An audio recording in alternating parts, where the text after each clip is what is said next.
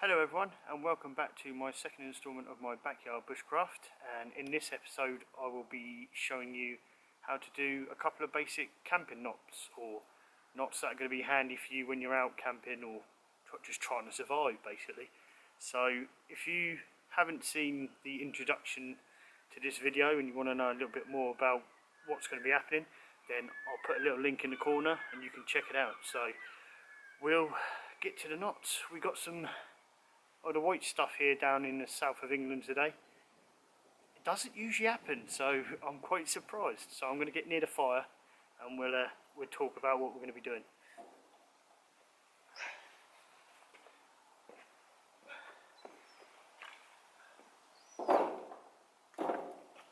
So for our first knot I will be showing you what's known as the overhand loop. So I'll bring you in to show you what that is. So that is what's known as an overhand loop. So the benefit of an overhand loop is that basically you can wrap it around a fixed object like a tree or a girder or anything you can find multiple places, and it allows you to pass a bite through the loop and place a stick in there. And then what this does is this becomes a temporary fixing point. So when you want to take your line away, you can just literally put it away and that's it.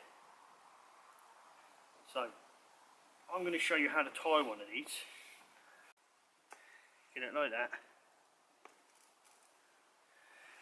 Put the two parts together. Wrap that around to that point and just tuck it underneath. And then when you got it like that, you just pull it through. And that's an overhand loop. So simple knot, quite effective, can be loaded, but there's a better knot for this called a figure of 8, which is easier to undo when it's loaded. But this one, if you're just doing a ridge line or something like that, absolutely perfect.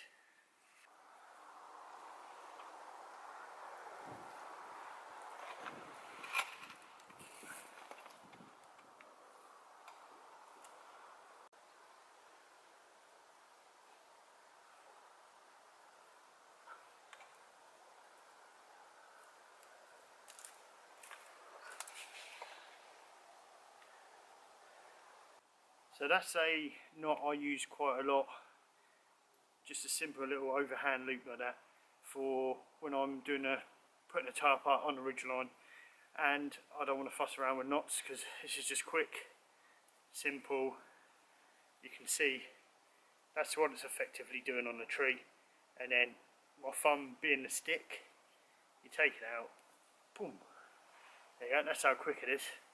And then when I'm putting my tarp up on the upside, I do the same thing, but I use a quick release knot, a bit like a mooring hitch. So the mooring hitch is sort of comes around the tree, and then you put a little loop in. But I think for the mooring hitch, I'm better off going back over to the tree to show you what I'm on about. So we'll just take this over there, and we'll show you what the typical mooring hitch is. It's not exactly a mooring hitch, but it works in the same way. So we'll pop back over to my only tree in the garden, trying to do this in the snow. It's not blistering it down yet, but I'm not used to it. I'm a southerner. So I've had to stoke the fire up, keep warm. So right, we'll go over there and we'll do the mooring hitch now. So as you can see just behind me, what I've effectively done is just done what I showed you earlier on the tree. So that's the one end with the overhand loop. I'll take the other end over to the tree now and just show you exactly what I do with that end. So this is my version of a mooring hitch. Probably is a mooring hitch, but it does the same job. So it's a temporary knot, usually for holding boats in while they're just docked up, and then they can quickly release them. So I'll show you that quickly. So what you want to do is you want to grab the other end of your line. This one's a 10 metre DD line. So you want to come around the back of the tree, pull the line all the way through till it's tight. Till you get to more or less a tight line like that. What you want to do, next step, is you want to put the line straight over the top, so it crosses over like that. Come down. What this does is this tensions the line up, so pull it like that, get it as tight as you can, and then come back round the tree. So what that does is it's now made your line pingy. So the next step would be bringing this line underneath. Get it here, create a twist. So just create a twist in there like that, and then pull the bottom section through here. Like that. And what this does is this is now tied up, and you've got this little loop hanging off, and if you want to, you could put a stick in there just to stop it coming off, to do similar to what the other one was doing. So once you've done this, all you have to do to undo the system is just pull the knot and then unwrap it from the tree. Not the easiest thing to show, but that's it. And then on the other side, all we have to do is pull the stick out, so, and Bob's your uncle. There you go, there's your loop. There's the tree. You see all your cords loose. You just pull it away, and you're good. You wrap that all up, shoot off home.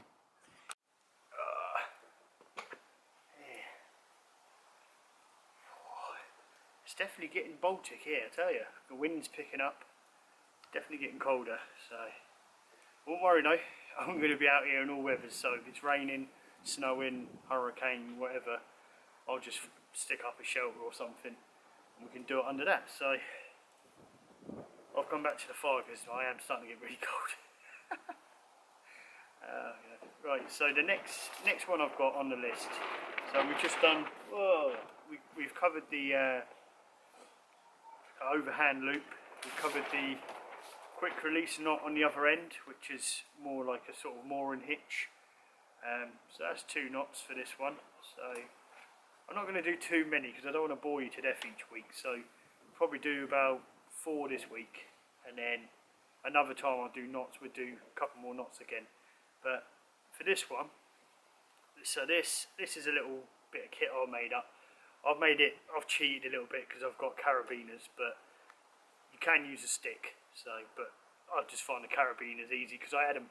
So, and then these are old shoelaces, and what I've done is I've done like a fisherman's knot on there, but you don't have to do that. If you want to just make a loop like this, you could just do another overhand knot again, and that'd be good enough. So I'll just show you that.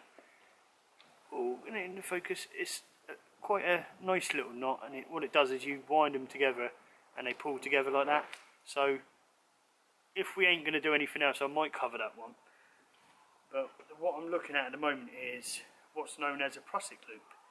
And what a prusik loop does is it binds, if you got your ridge line up showed over there, it wraps itself around a couple of times and then you pull it through, and then what it does is it sort of causes like a, what can I call it?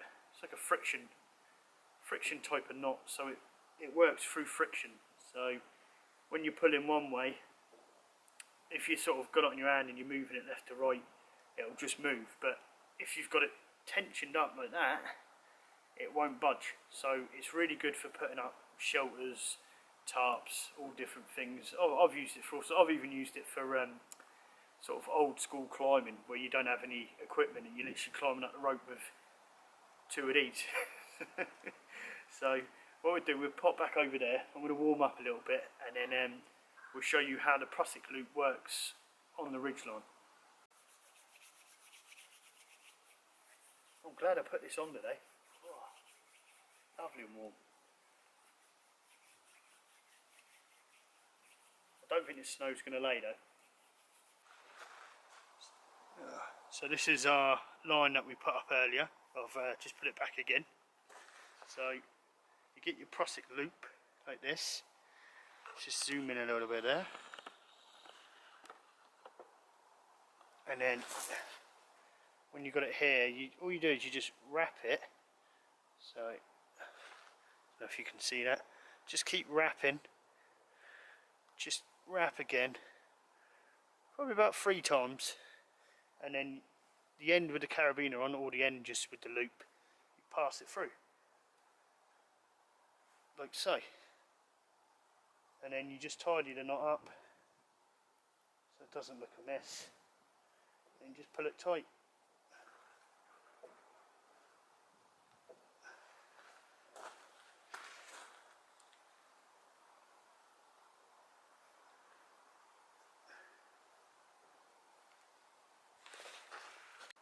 So essentially all you've done is you've binded the rope with a smaller piece of string, and for it to work optimally, it has to be smaller than the rope it's going on. You can use the same size, but it doesn't bind as good. So as you can see, there's the Prosek loop there. So if I put it on my hand, I can move it back and forth like this. But if I tug on this side, notice the way it doesn't move. So that is, it's a bit steamy here, isn't it? That is the Prosek loop. You just tied it up like that. Doesn't have to be perfect as long as it works. So slide it back and forth, but you can't pull it either way like that. Clever little knot, really. Underestimated. Just to give you an idea of what you can do with it, I've just stuck up one of my ponchos that I use for sort of concealment a lot of times. So I'll show you what, if you've never seen this sort of setup before, or this sort of knots and bits and bobs used, then this would be really helpful for you. If you have seen it, then you're just seeing it from a different perspective. So I've set up the Prosek loop that end, and that's the one we set up a minute ago. So all I have to do is attach it, whatever attachment point you've got, and then slide it along like that, and you'll get a nice taut piece of poncho, which you can then later pin down to the ground, do whatever. I usually, when I go out camping, if I'm in an open woodland, I'll just have that up near the fire or something, and I have used it for protecting the fire. So yeah, there you go. That is the quick release, quick release overhand loop over there on the swings with the stick in, and then Prosek there, and then our little mooring hitch over there. So you can put a stick in for extra security if you want to, if you're worried it's going to come down in the night. This is going to be a extreme back garden survival in a minute with all this snow. Right, anyway, let's move on. So I've got one more knot to show you on this episode. I hope you've learned a little bit so far, if you didn't already know these things. So that's my aim for this sort of show, really, or series, whatever it's called. I just thought, I know a few bits and bobs, and I could potentially help some people out there that want to learn. So I've mentioned to a couple of people, I usually attend at a forest school with my kids, so I teach a lot of kids some bushcraft and things like that. So I suppose this is like me doing forest school in a way, but in a safer environment. So anyway, let's move on. So for the last knot, I know you can buy these everywhere, and I would probably just advise to use them, but if you're ever stuck without one and you've got some paracord or some string or anything like that, you can create your own guy lines. See that? So that there is what I believe is known as a guideline knot. It might be known as other things, but it works just like, you know, the guy lines with the little plastic toggles on, you see. You're just creating a knot basically which acts like the toggle. So I will show you it in action, and then we'll show you how to tie it. My fire's going. Doesn't last forever, does it? This is the British Army DPM basher that I usually put up just so my daughter gets a bit of privacy while I'm doing these videos, and you get a nice background. So, but what I'm going to do, we've got that guy line that we made earlier. See what I mean about the wind picking up? Anyway, on one end of the guy line, I've just done an overhand loop. So this is where most of these little overhand knots come in handy. So all I'm going to do is get the little loop end, thread it through your tie out point, and then pull this part through the loop. It helps if you do a bigger loop. I've done quite a small one, so don't know why I've done that, but hey ho. And then essentially what that does is that cinches that bit up there. So easy peasy. So you get your peg, your stake, whatever you call it. You know, we will be making some proper bushcrafty ones of these, but this is just for demonstration. So you pull your tarp out, plug it in, and then if you want to adjust, you just hold that inside edge and just pull it like that. It just slides up. So there's the basher. I ain't done it too tight because there's no need to, it's just to show you. And then there's your guide on there. So it's a very, very nice little knot. So I will bring the camera down to the paving and show you how to tie it. Right. So what you want to do, you want to get your paracord like that, then you want to make this sort of little loop like that, and then you bring one end inside, and you come inside, wrap that around, inside, wrap that around, and then last but not least, on the opposite side of here, you loop over that. So you go round like that, and then through the inside there, and when you just tidy that all up, at first it'll seem a little loose, but then you'll end up with this sort of arrangement, and once you tighten that all up,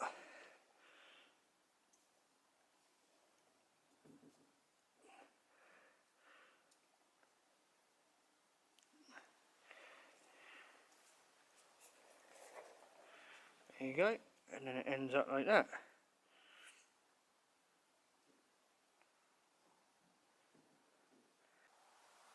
Well, hopefully you guys found the first instalment of this Backyard Bushcraft series helpful, and you've learned a little bit from it, maybe something to take away that will help you in your future camps, or even camping in your garden, as we're all doing at the moment.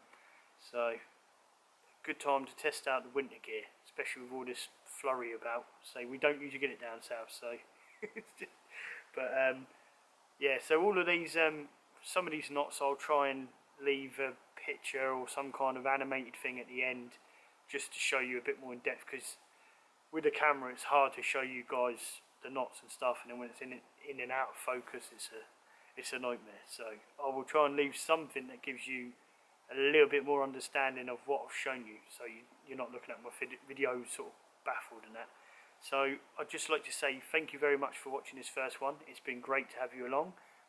If you've enjoyed it and you want to see more, I'd be very grateful if you could subscribe to the channel, give me a thumbs up. It just lets me know what I'm doing is being enjoyed. It's nothing about money, it's nothing about wealth, stardom, anything like that. I just literally want to know people who enjoy my stuff. So I have got another one set up for next Thursday, and I think I'm going to do tarp shelters. We'll do 2, 3, maybe 4 different types of tarp shelters that will be done with a 3x3, and you can take them away, try them yourself and see which one you like. So we've done the knots now, we've done the ridgeline, things like that, so sort of ridgeline. So I will see you all next Thursday with your tarps at the ready. See you later.